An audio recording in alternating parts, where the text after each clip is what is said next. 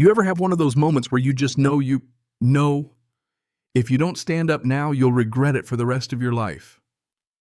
Because let me tell you, the day the HOA, Karen reserved my yacht for her party on the one weekend. I promised my granddaughter fresh out of cancer treatment that we'd finally set sail, was that moment for me. Picture it. I walked down to my own dock, the air sharp with salt, and promise only to find strangers crawling all over my boat. Caterers hauling trays, some woman barking orders like she's the general of a pink blazer army. And there's Karen, clipboard in hand, acting like my private marina slip was suddenly community property, waving some fake rulebook in my face while my granddaughter starts to cry. You can feel the rage coming, right? Yeah, that happened. But what Karen didn't know was that while she was busy stealing my yacht, I was about to use a secret I'd kept for 18 years to take back everything, starting with the ground under her fancy heels. Let me back up a sec. Where are you watching from anyway? Drop it in the comments. And hey, if you believe folks deserve to be safe on their own land, smash that subscribe button, because you are not going to want to miss the part where this fake queen gets dethroned. You know that taste of salt air? For me, it's always tasted like freedom, especially that first Sunday after Ellie finished chemo. Her hand in mine steady for the first time in months. The doctors talked remission and recovery, but the real medicine was right there on the dock. The scent of brine creosote, the way the floating planks gently rocked, and that beautiful old yacht my late wife and I restored together gleaming at the end of the pier. That boat wasn't just wood and varnish. It was years of family promises, second chances. This trip, it was more than a cruise. It was hope bottled up and waiting for sunshine. Ellie's suitcase bumping against my leg looked up with the brightest smile you've ever seen, almost hurt to look at. "Are we going to see dolphins, Grandpa?" she asked. I squeezed her hand. "I got a good feeling, kiddo." But the good feeling snapped the second I saw all those strangers on my boat. I mean, strangers, hauling folding chairs, smudging the teak my wife spent months finishing. A man in a filthy apron wiping the deck with a rag that looked like it had seen one too many chili cook-offs. And there she was, Karen Stiles. Blonde bun, pulled tight blazer, the color of a migraine, barking orders about beverage stations and boxes like she's running a 5-star hotel. The HOA vice president never spoken to her, but I'd seen the emails, trust me. Long rambling essays about recycling bins and outlaw garden gnomes. She spots us. Her face goes from annoyed to downright disgusted. Not even a good afternoon. She sees an interruption. I put my hand on Ellie's shoulder, trying to block her view. "Excuse me," I say, doing my best to sound civil. "I think there's been a mistake. This is my boat." Karen gives me that smirk, clipboard, poised all drama. "Jack Malaliri. Right, slip 12. No mistake. We have the Resolute reserved for the HOA celebration. Board members and distinguished guests only." Distinguished guests, she says, like she's hosting royalty. My stomach nodded.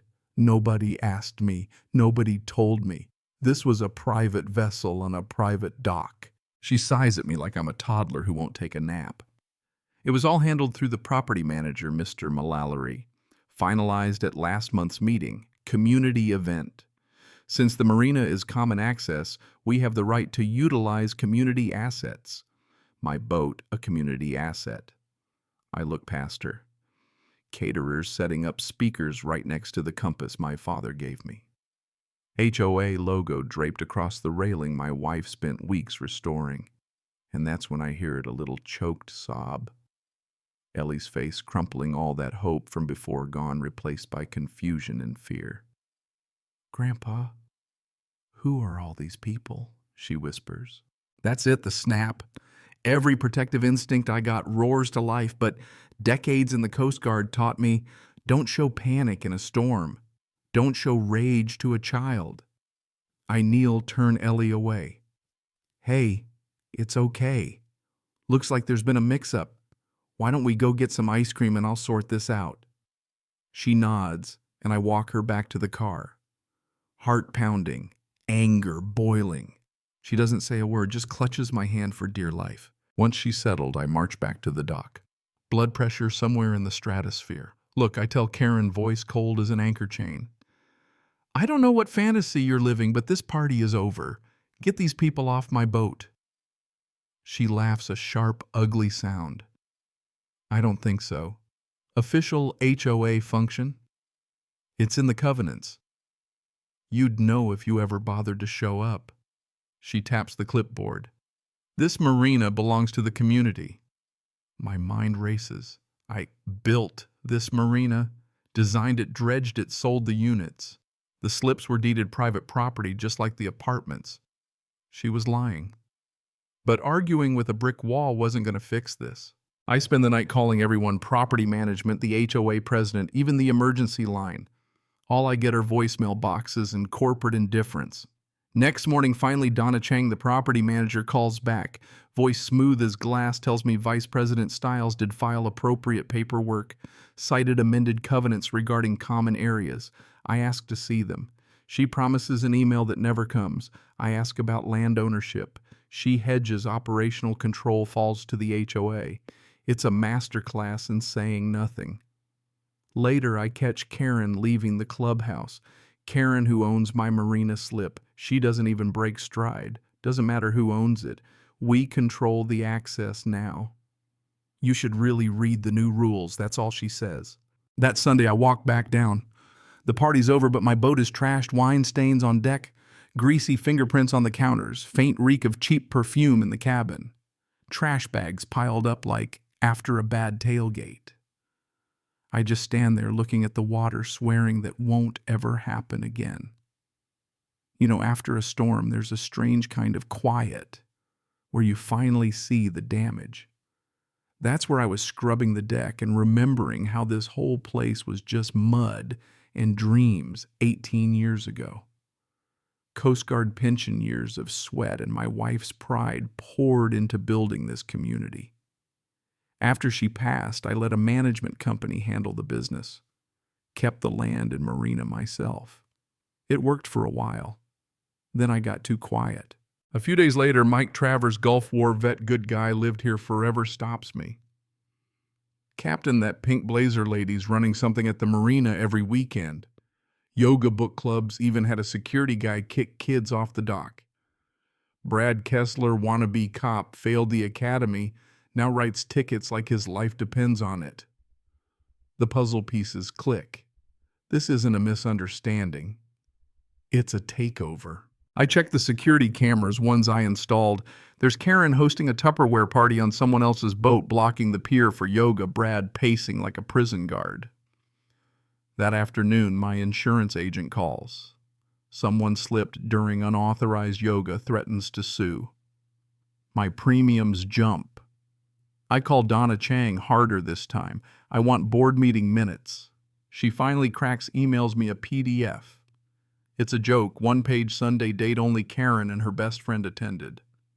They unanimously voted to seize control of a multi-million-dollar marina. No notice, no agenda, just fraud with a fancy font. I send the document to the HOA president.